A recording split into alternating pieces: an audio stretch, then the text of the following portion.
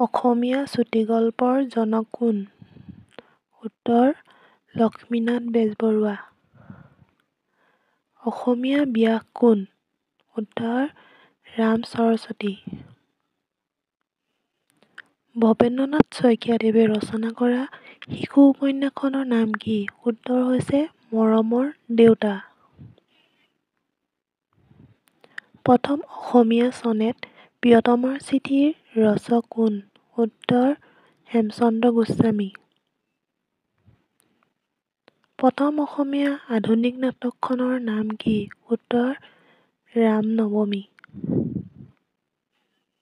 শংকৰদেৱক শিক্ষা প্ৰদান কৰা গুৰুজনৰ নাম কি? উত্তৰ মহেন্দ্ৰ কন্দলী। বিজ্ঞানত স্নাতকোত্তৰ ডিগ্ৰী লাভ কৰা প্ৰথম অসমীয়া নাৰী কোন? উত্তৰ অমলপ্ৰভা দাস।